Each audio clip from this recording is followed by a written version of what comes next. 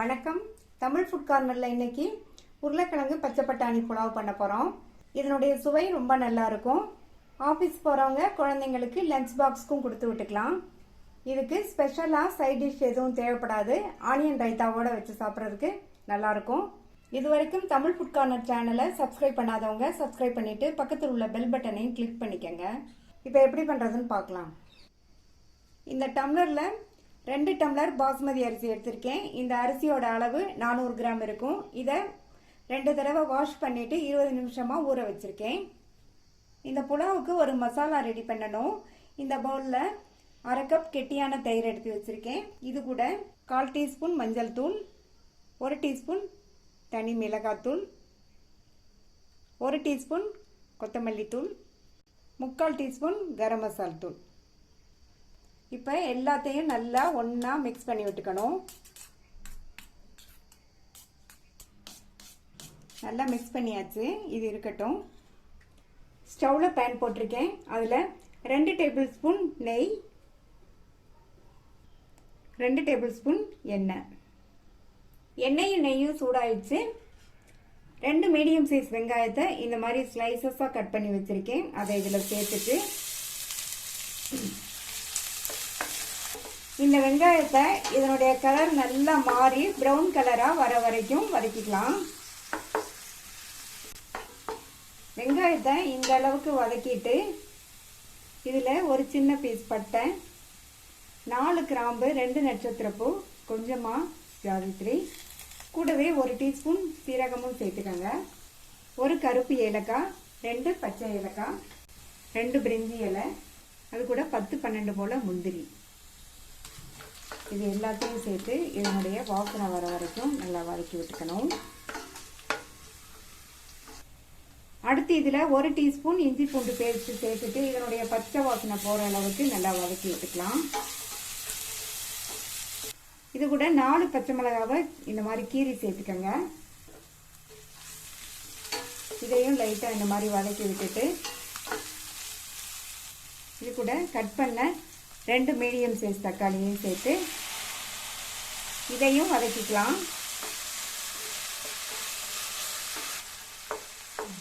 தக்காளியையும் லேசாக வதக்கிட்டு ஒரு பெரிய உருளைக்கிழங்க இந்த மாதிரி சைஸ் துண்டுகளாக கட் பண்ணி வச்சுருக்கேன். அதையும் சேர்த்துட்டு இந்த உருளைக்கிழங்க நல்லா வதக்கி விட்டுக்கணும்.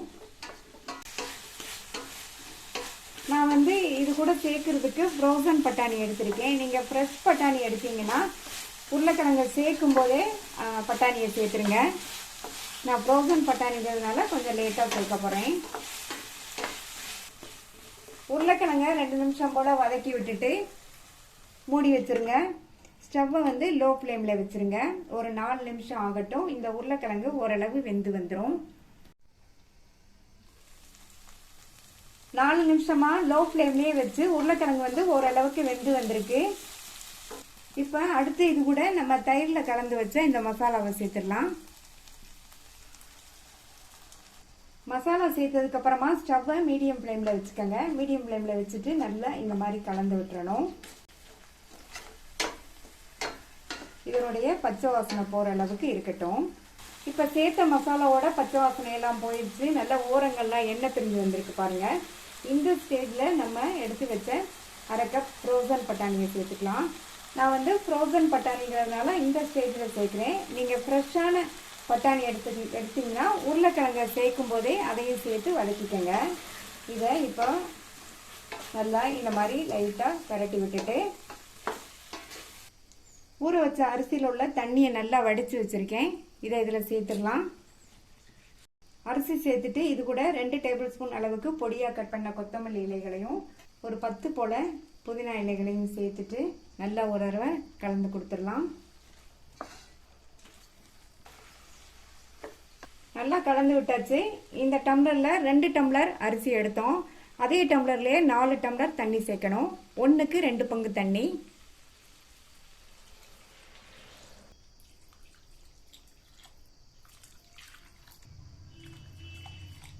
இதுக்கு தேவையான அளவு உப்பு சேர்த்துட்டு நல்லா மறுபடியும் ஒரு தடவை கலந்து விட்டுறலாம். நல்லா கலந்து விட்டுட்டு மூடி வச்சிருங்க. ஸ்டவ்வை வந்து ஹை ஃப்ளேமில் வச்சுருங்க. நம்ம சேர்த்துருக்கிற தண்ணி எல்லாம் நல்லா வற்றி வரட்டும். சிம்லேயே வச்சு 7 நிமிஷம் ஆச்சு. ஆல்மோஸ்ட் நம்மளுடைய உருளைக்கிழங்கு பச்சை பட்டாணி புலாவ் ரெடி ஆயிடுச்சு. இப்போ மூடி போட்டு ஸ்டவ் ஆஃப் பண்ணிடுங்க. அப்படியே ஒரு 10 நிமிஷம் இருக்கட்டும். 10 நிமிஷத்துக்கு அப்புறம் பார்க்கலாம். ஸ்டவ் ஆஃப் பண்ணிவிட்டு 10 நிமிஷமாக மூடி வச்சாச்சு. இப்போ திறந்து பார்க்கலாம். நல்ல கமகமன் வாசனையோட சுவையான உருளைக்கிழங்கு பச்சை பட்டாணி புலாவ் வந்து சூப்பராக ரெடி ஆயிடுச்சு. நல்லா இந்த மாதிரி மெதுவாக கிண்டி கொடுக்கணும். அப்போ தான் வந்து சாதம் உடையாமல் இருக்கும். நீங்களும் ஒரு தடவை இந்த டேஸ்டான புலாவை ட்ரை பண்ணி பார்த்துட்டு உங்கள் கமெண்ட்ஸை சொல்லுங்கள். தேங்க்யூ.